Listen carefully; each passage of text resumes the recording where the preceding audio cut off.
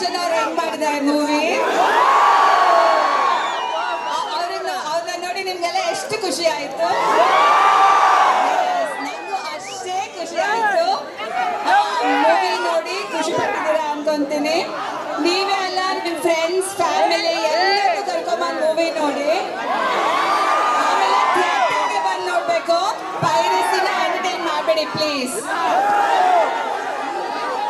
ನಿಮ್ ಪ್ರೀತಿ ಆಮೇಲೆ ಬೆಂಬಲ ಎಲ್ಲ ಕನ್ನಡ ಚಿತ್ರಗಳಿಗೂ ಇರಲಿ.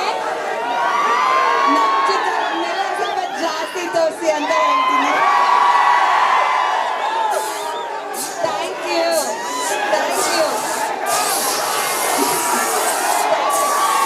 ಈಗ ರಚನಾ ಅವರು ಕೊಡ್ತೀನಿ, ಮಾತಾಡ್ತಾರೆ. ನಿಮ್ ಕೂಗು ಎಲ್ಲಿ ಕೇಳಿಸ್ಬೇಕು ಅಂದ್ರೆ ನಮ್ ಬಾಕ್ಸ್ ಹೃದಯಕ್ಕೆ ಮುಟ್ಬೇಕು. ಇವತ್ತು ಸ್ವಲ್ಪ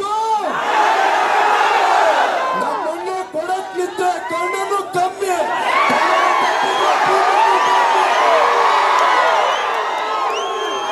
ದಾವಣಗೆರೆ ನಿಮ್ ಕೂಗು ನಮ್ ಬಾಕ್ಸ್ ಹೃದಯ ಖಂಡಿತ ಮುಟ್ಟಿರುತ್ತೆ.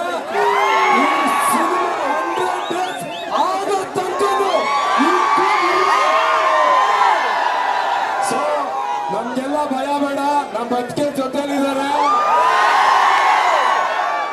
ಸಿನಿಮಾ ಎತ್ಕೊಂಡು ಹೋಗಕ್ ನೀವಿದ್ದೀರಾ. 100% ಬಂದೇ ಬರುತ್ತೆ.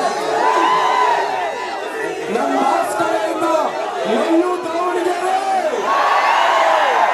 ಥ್ಯಾಂಕ್ ಯು ಅಣ್ಣ, ನಿಮ್ಮೆಲ್ಲರೂ ಸಪೋರ್ಟು, ನಿಮ್ಮೆಲ್ಲರೂ ಸಹಕಾರ.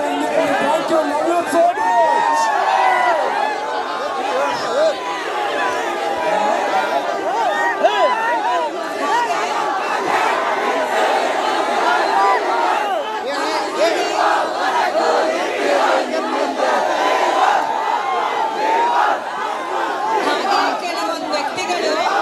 ದರ್ಶನ್ ಅವ್ರು ಇಲ್ಲದೆ ಇದ್ದಾಗ ಅವ್ರ ಬಗ್ಗೆ ಹಾಗೆ ಅವ್ರ ಫ್ಯಾನ್ಸ್ ಬಗ್ಗೆ ವೇದಿಕೆ ಮೇಲೆ ಹೋಗೋದು, ನಿಂತ್ಕೊಂಡು ಮಾತಾಡೋದು, ಚಾನೆಲ್ ಮೀಡಿಯಲ್ಲಿ ಕೂತ್ಕೊಂಡು ಮಾತಾಡೋದು, ಹೊರ ಕೂತ್ಕೊಂಡು ಮಾತಾಡೋದು ಎಲ್ಲ ಮಾಡ್ತಿದ್ದಾರೆ. ಅದೇ ಜನಗಳು ದರ್ಶನ್ ಅವ್ರು ಇದ್ದಾಗ ಅವ್ರು ಬೆಂಗಳೂರಲ್ಲಿ ಇರ್ತಾರ ಇಲ್ವಾ ಅಂತಾನೆ ಗೊತ್ತಾಗಲ್ಲ, ಎಲ್ಲಿ ಮಾಯ ಆಗ್ತಾರೆ ಅಂತಾನೂ ಗೊತ್ತಾಗಲ್ಲ. ದರ್ಶನ್ ಅವ್ರು ಹೇಳಿರೋ ಹಾಗೆ ಯಾರು ಏನೇ ಮಾತಾಡಿದ್ರು ನಾವು ನೊಂದ್ಕೊಳ್ಳಲ್ಲ, ಕೋಪ ಮಾಡ್ಕೊಳ್ಳಲ್ಲ. ಇಂಪಾರ್ಟೆಂಟ್ ನಿಮ್ಮ ಪ್ರೀತಿ ಹಾಗೂ ಬೆಂಬಲ ಮಾತ್ರ.